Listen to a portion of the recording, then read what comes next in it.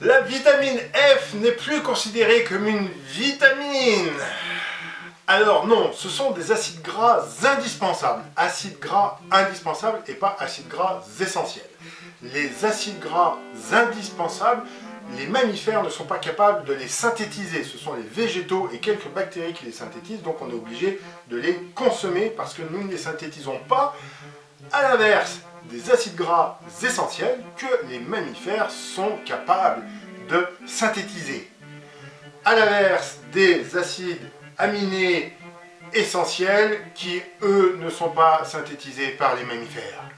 La science est d'une logique incroyable.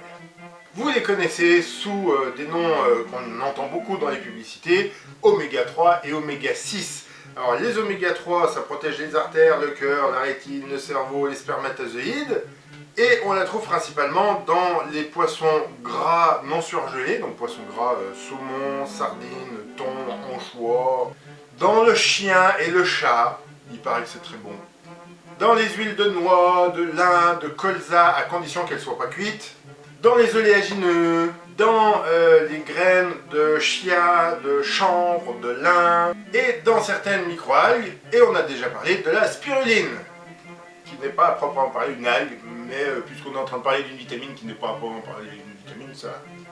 On recommande donc consommer jusqu'à 3 grammes par jour, ce qui est beaucoup plus que la consommation moyenne observée en Occident, qui est d'à peu près 0,5 g par jour.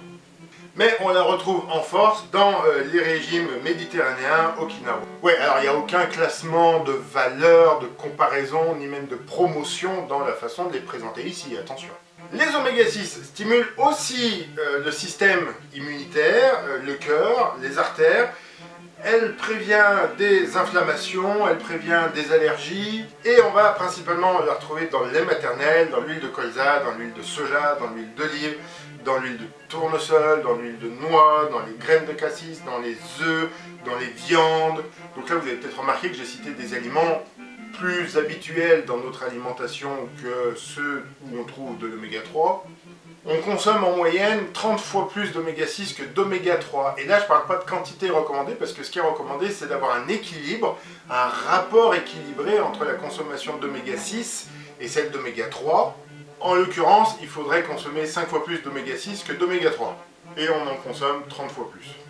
Accessoirement, puisqu'on devrait consommer 6 fois plus d'oméga 3 qu'on ne le fait, il vaudrait mieux augmenter notre consommation d'oméga 3 que baisser notre consommation d'oméga 6. Mais une consommation en trop grande quantité de ces vitamines F, oméga 3 ou oméga 6, mais en l'occurrence, on l'a vu plutôt les oméga 6 dans notre cas actuellement, accroît les risques d'obésité, de cholestérol, et puisque les oméga 6 aident notre système immunitaire à force, notre système immunitaire naturel, eh ben il se laisse aller, il se laisse aider, et du coup, il faiblit.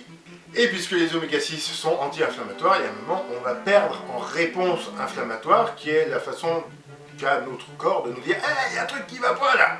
Donc il ne faut pas chercher à complémenter en oméga 6, et il faut chercher à rééquilibrer en augmentant un petit peu la quantité d'oméga 3 consommée quotidiennement. Quant aux oméga 9, ce sont des acides gras non essentiels, donc on ne va pas du tout chercher à les complémenter en aucune manière.